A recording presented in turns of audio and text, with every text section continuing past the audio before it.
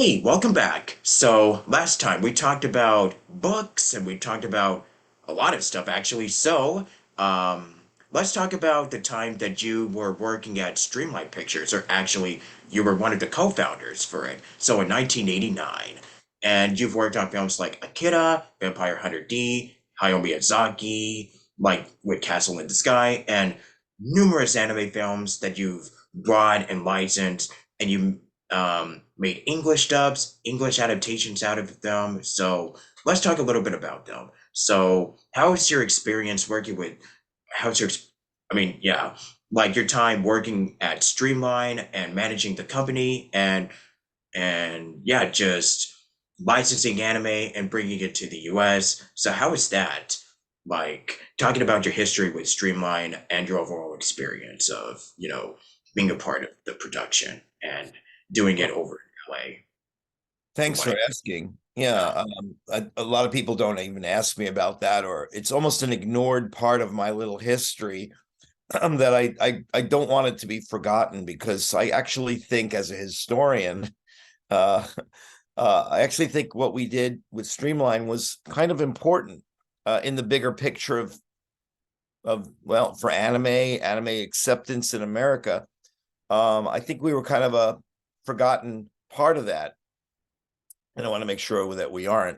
My partner in it, Carl Masick, who's the guy behind Robotech, he's passed away now, and so he's not here to tell the story, and so I feel like it's my obligation to do that. But we I've always loved anime, but you got to remember I grew up in the 60s and the 70s, and anime meant Astro Boy. Let's see if I can name as many as I can. Eighth Man, Gigantor, Speed Racer. I'm leaving out a lot of other stuff like Amazing 3 and Prince Planet. Later on, the Battle of the Planets, Star Blazers, that kind of thing. And that was anime in America. And as I grew up, as I got more into researching American animation, I was able to, by virtue of being in New York City, I was able to go to the Museum of Modern Art there, and there'd be little film societies. And every once in a while, they'd have a collection of international animation. They'd show shorts that were made all over the world back in the 70s and 80s. And I was exposed to Japanese animation and anime through those festivals. Hard to believe, but that's how I first realized that the Speed Racer and Astro Boy, I didn't even know they were Japanese. I thought they were just American cartoons. But I found out that those were Japanese, and I wanted to research those as well. What was that all about? And I soon learned because, side note, I soon learned that when I was 13 years old in New York, I attended the very first comic book convention that was anywhere near like what we have today. It wasn't like that, but there's a through line from that very first convention in 1968 in New York. And I would go to comic book conventions through the 1970s and 80s, way before it became a big deal. And it didn't become a big deal till like 25 years ago.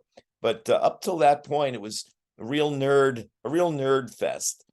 And it was small. They were small because the attendance at a Comic-Con is like a couple of hundred people, maybe 1,000, maybe 1,500, but that's about it back in those days. And I got exposed to Japanese comic books and other media. Eventually, by the late 70s, VHS video recording existed. So we could see some anime that none of this was being shown in the United States.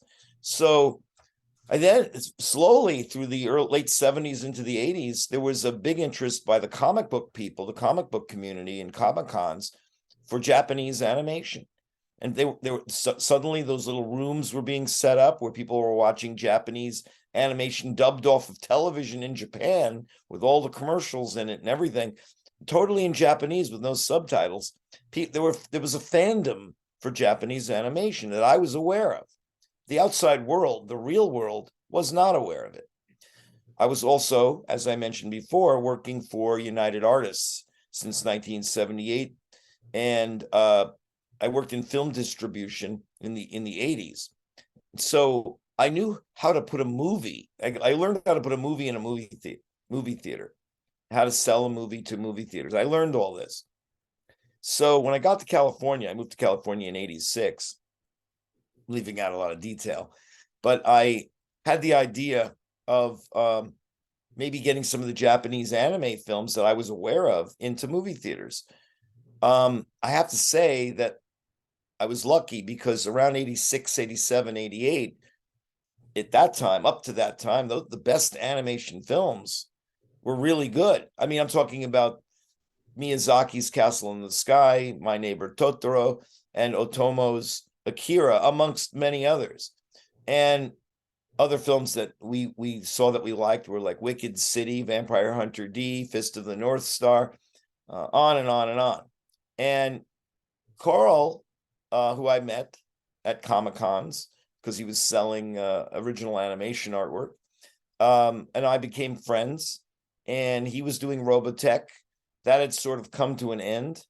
And we got together and we started talking about the idea of, well, what if we were able to get one of these movies like Miyazaki's Castle in the Sky and put it in movie theaters? You know, I mean, is that, I mean, we had no idea how to put something on videotape, on VHS. We just I knew how to put things in movie theaters.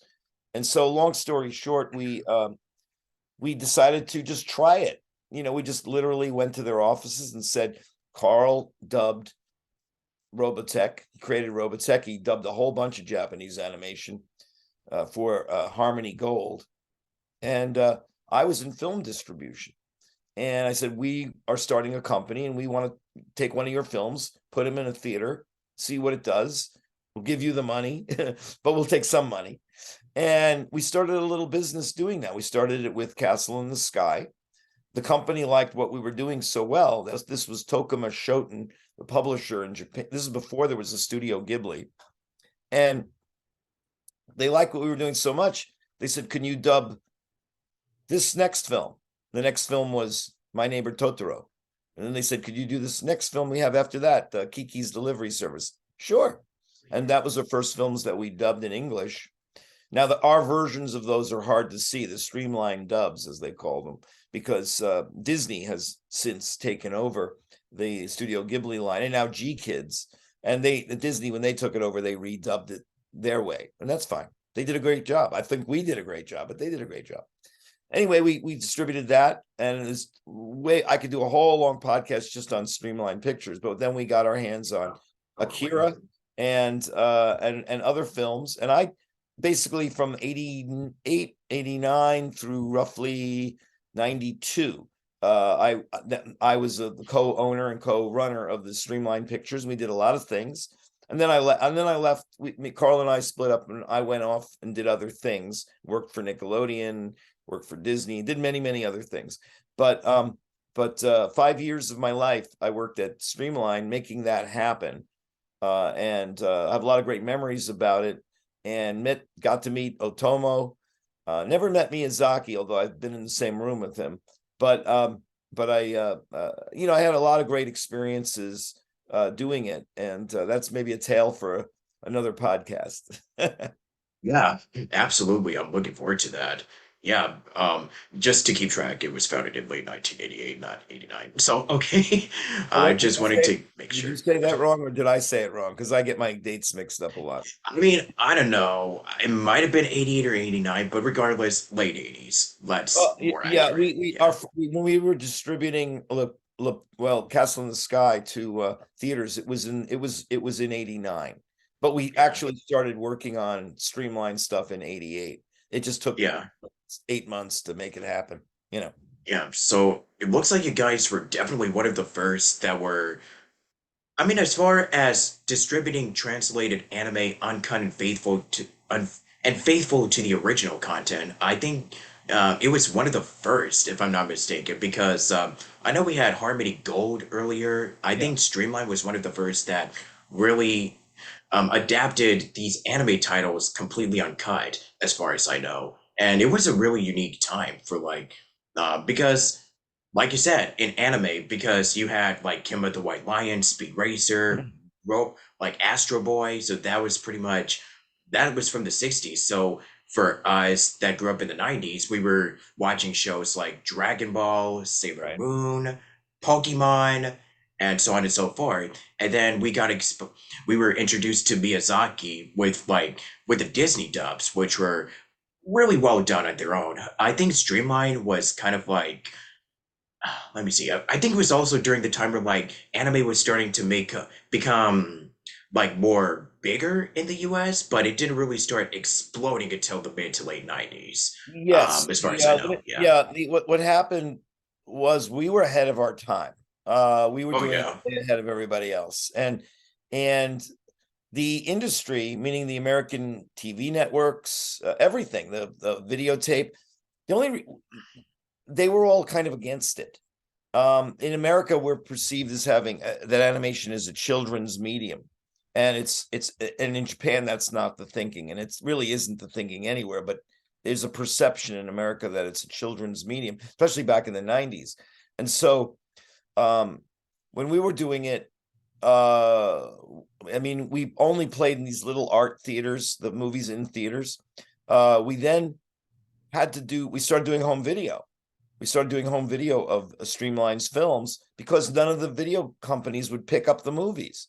They all felt like it's animation, but it's got PG, R-rated, X-rated content in it. We can't put this out because it'll make us look bad. But so they resisted Japanese animation for a long time. It was more violent. It had more adult situations in it.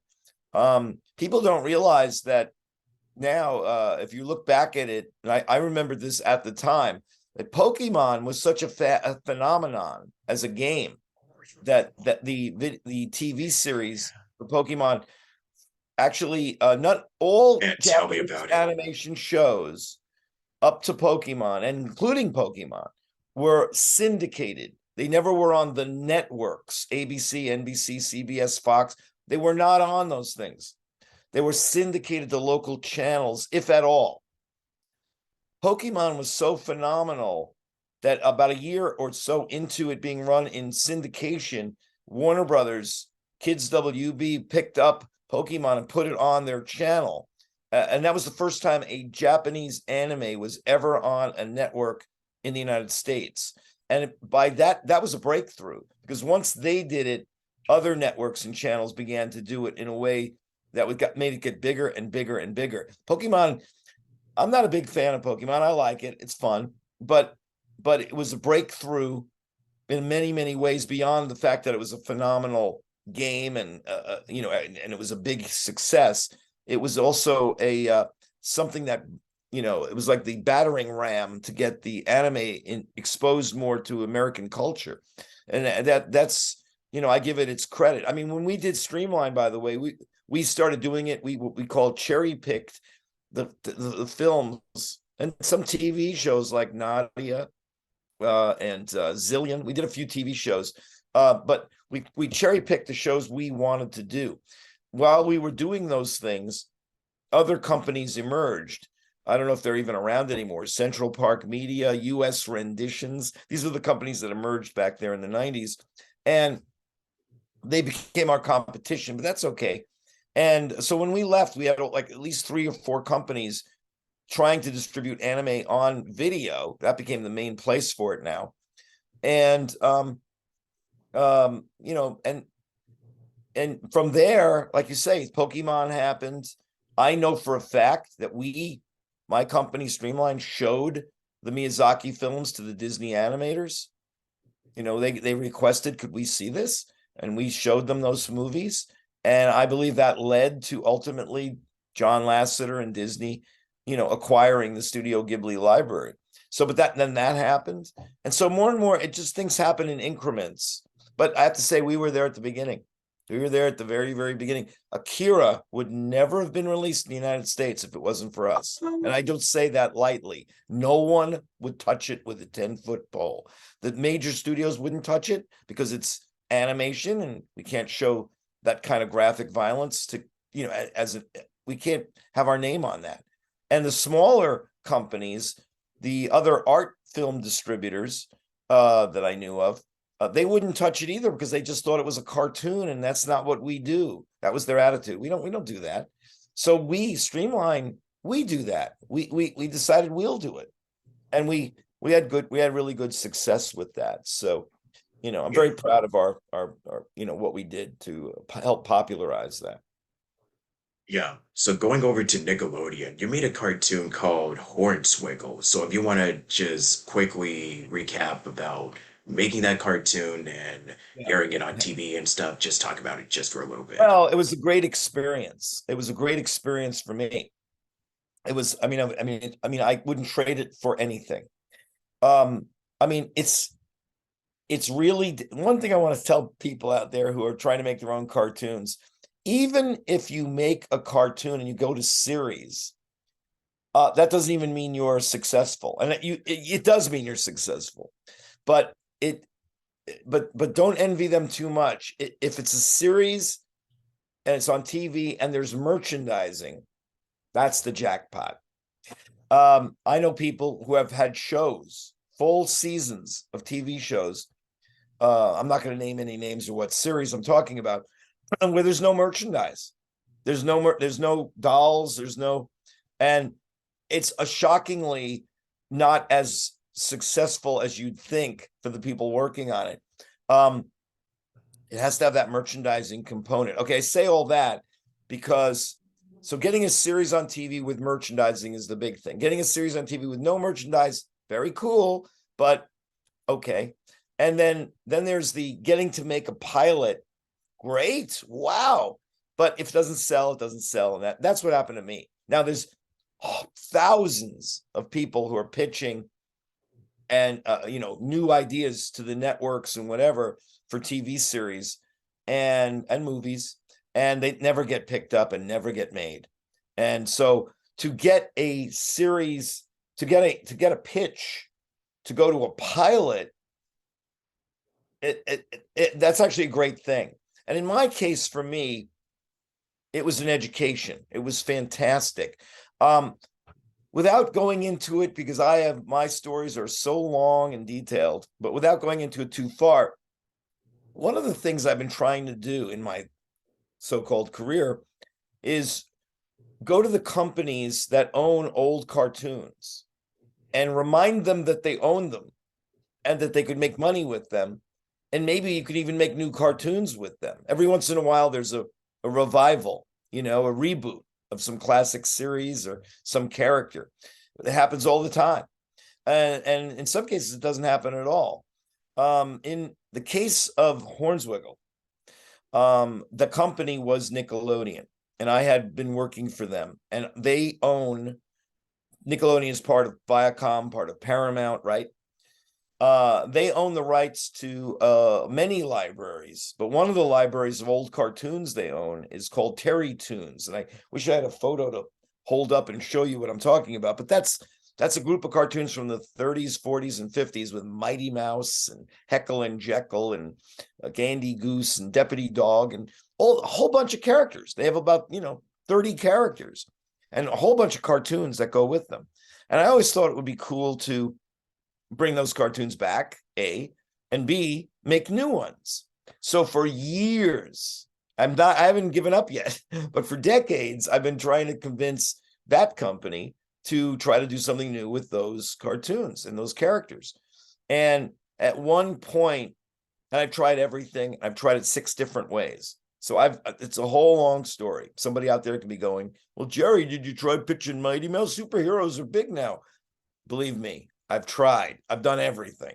I've done everything you can think of. Well, at one point back in the 90s, while I was trying to do this, I decided to pitch them on a character they had that was very obscure named Sydney the elephant. And I pitched and got people liking it. And then but I had to come back. They gave me notes and I would address those notes and come back in a month. And then they'd like it, but they'd give me some more notes. This happened for like a year. And I kept thinking this is never going to happen, but I'll go along with it and see how far this goes.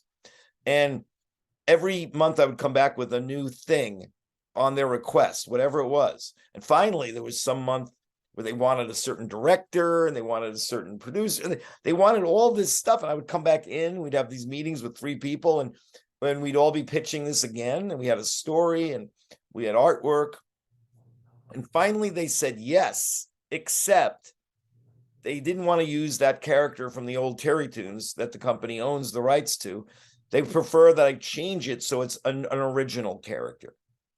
After a year of doing all this, with all the jumping through every hoop they gave me, I came back one more time. Believe me, I was ready to throw it all out the window. But when I changed the elephant into a rhinoceros, and we gave it a funny name, Hornswiggle, kind of like the word hornswoggle, but Hornswiggle, changed it. And they said yes. And so we then made the pilot. We then storyboarded the story, made it, designed it. I tried to make it as much look like an old Terry tune from the 50s as I could with my artists. And I learned I learned about music in anime. I learned about how the production process works back in 1995.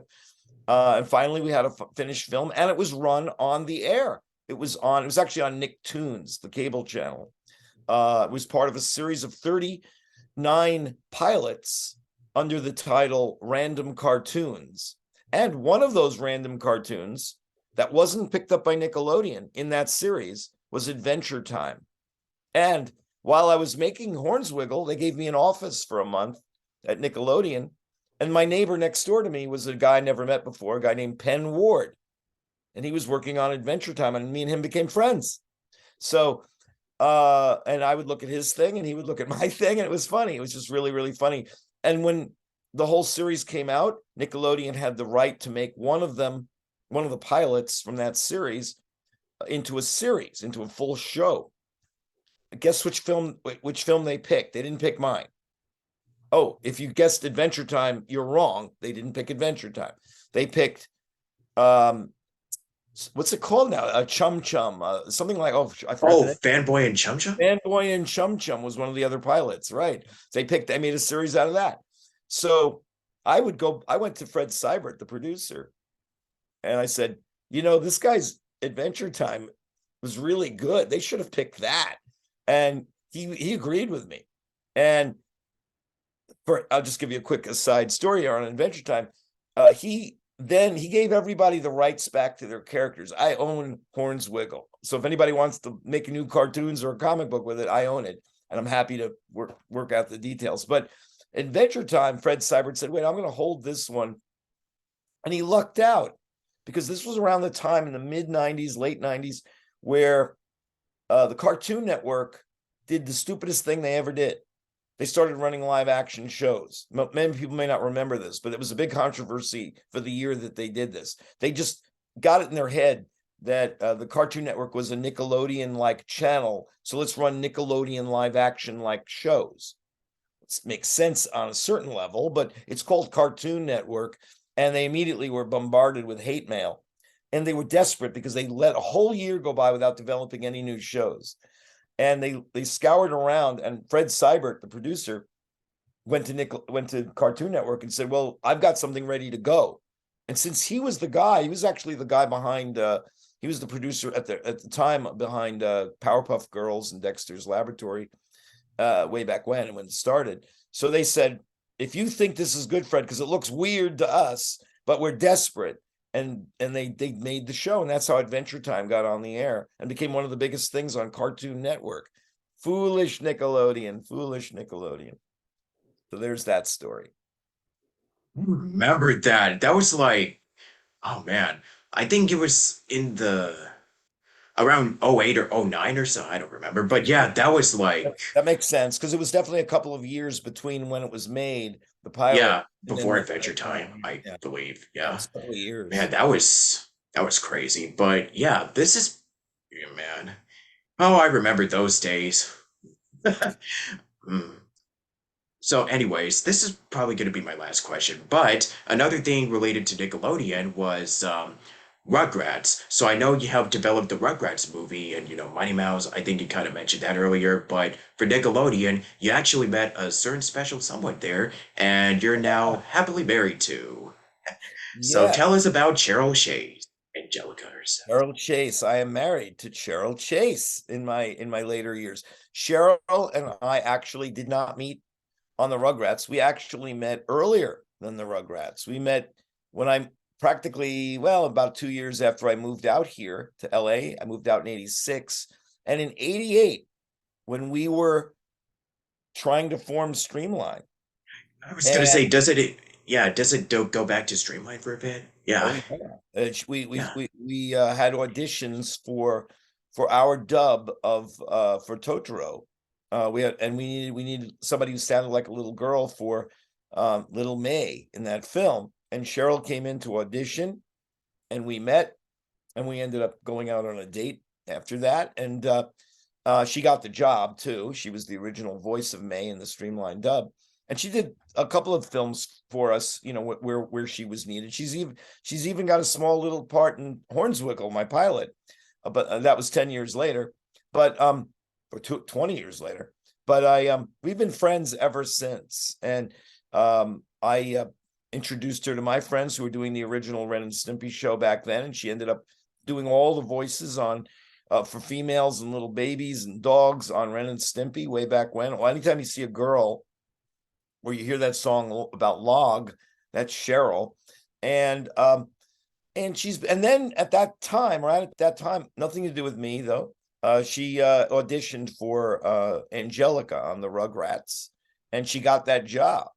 And she is still doing that job. That job never stopped. She's always doing Angelica for however many years this is now, 30 years. She's, because the Rugrats became a big success. And when I was working there, we developed the movie, the first one, and that was a big hit at the time. And they've made numerous. They made, I think, 3 or 4 theatrical movies. They made several direct-to-video movies. They made specials. They've had sequel series like All Grown Up. And now they're doing a CG reboot right now. And they're doing they're into their second season. Sounds like there's going to be a third season. So it just doesn't end for her with that character. She's tried to do other things, and she has done some other things. If you ever see Adam's Family Values, she gets credit because she's the baby sounds of baby Pubert in that movie. And that's another specialty of hers. She likes to do baby, goo goo gaga kind of things. And she gets a lot of those kind of jobs. But she's been doing very well being Angelica. And we decided in our she'd hate me for saying this, our older age. Now we're both in our 60s. Oh boy. And we both decided, and we've had, other relationships and things throughout the years. And we said, I think we should get together and that kind of thing. And she agreed. So that's what we're doing. And we're having a lot of fun. And that's my story on that. Yeah, I actually did not know she was in Dragon Ball. That is actually really fascinating. Oh yeah. And like She's you in a lot said, of she's in a lot of stuff. I mean, you can look her up on yeah, IMDb. Neo Tokyo. Wow. And I Oh, just watched that movie too, not too oh, long ago, like a couple nights ago, actually. Yeah, like I said, been on a 90s kind of gig. So, yeah, just checking out older anime or animation stuff. That's just kind of what I'm doing because I'm working on a little something something right now, which I'm hoping should be coming out later this year, but you know, just fingers crossed. You just never know. by the way, I mean, it's kind of like when you, you should check out a film we distributed back at Streamline back in those days, and it's out on Blu-ray now. It's called oh, Robot really? Carnival. Have you seen that one? My yes, yeah. Yeah, I'm really, really proud of that one. There's only a couple of sequences with dialogue, but mainly it's music and visual. But but we worked on that, and I have to say the guys who put out the Blu-ray did a great job. It's better than it. I don't remember it looking so good. And there's a bonus thing with me talking about Streamline on that disc. So I do recommend it. Yeah, I'll definitely check it out. I'll give it a rewatch because I'm doing like a retrospective on the 90s decade, and so far I'm starting with 1990, just 1990, because I know that a lot of significant like I mean, I know that The Simpsons just pretty much got their start, and then also like, of course, there's the Disney Afternoon. Like, actually, Warner Brothers was actually doing their own TV, like, because I think Tiny Toons was just brand new at the time. Yeah. So that's just kind of what I'm doing, like research, and also just really passionate about like, the history of animation. So that's kind of what I'm doing. So it should be, like I said, um, no promises, but I should start posting like, a series of videos like towards the end of the year or next year.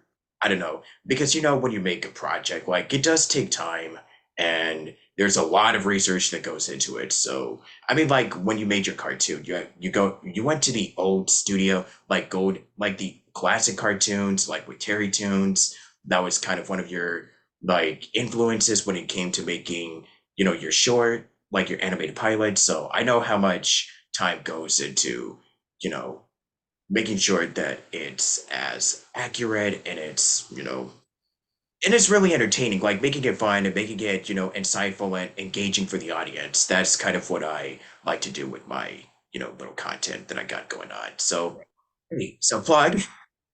Um, but let me see here. Anything else that you want to discuss? Like, I know that we're kind of running out of time, but anything that you want to say, like any upcoming projects or anything that you're working on at the moment that you'd like to share?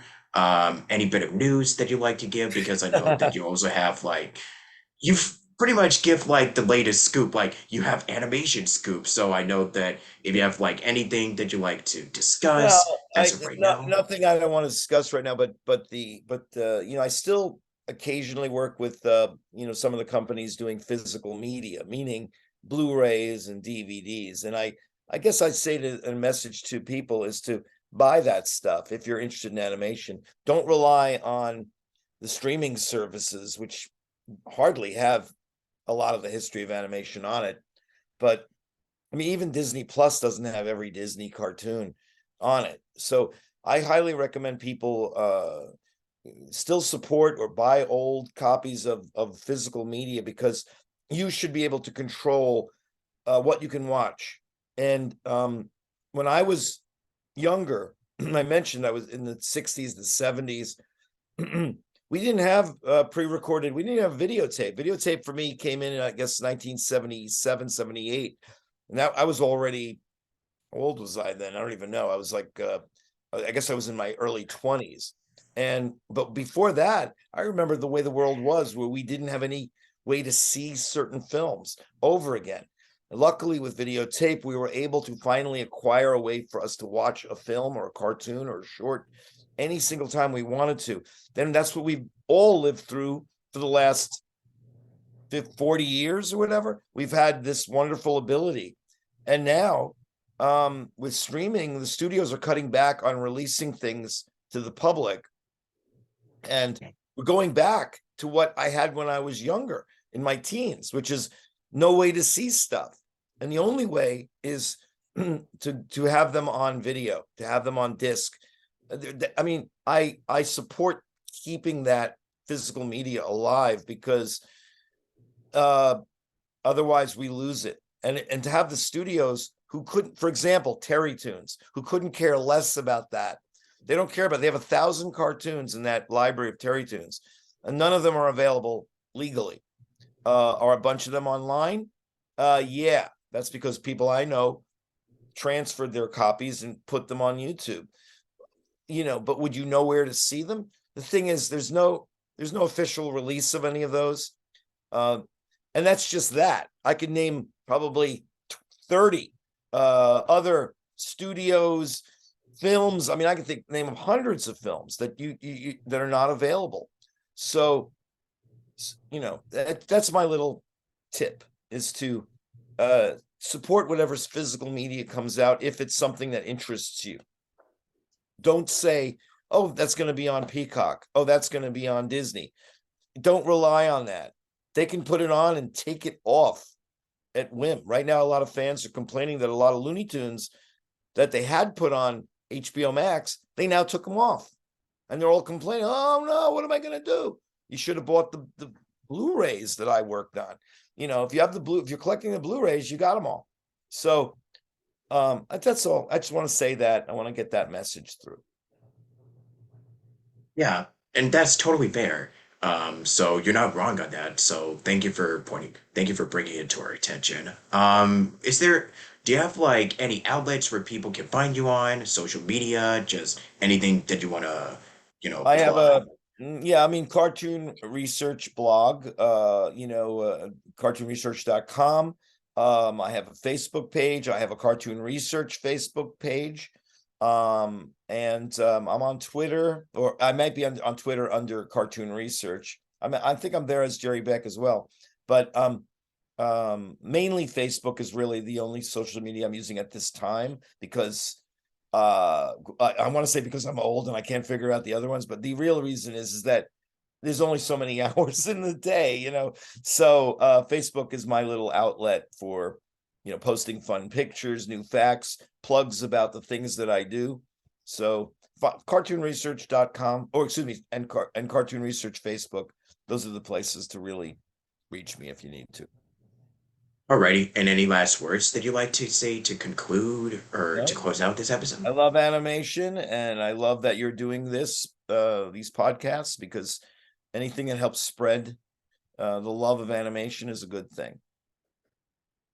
Right on. And with that, folks, ladies and gentlemen, this brings us to the end of today's episode, but this probably may not be the end of our little discussion here. Who knows? We may do another like episode that we really can dive more in depth into, favorite cartoons, more streamlined trivia or stuff, working at different studios, and there's so much more that we can discuss here. But this brings us to the end of today's interview. So thank you so much, Jerry. It's been a huge honor of having you on.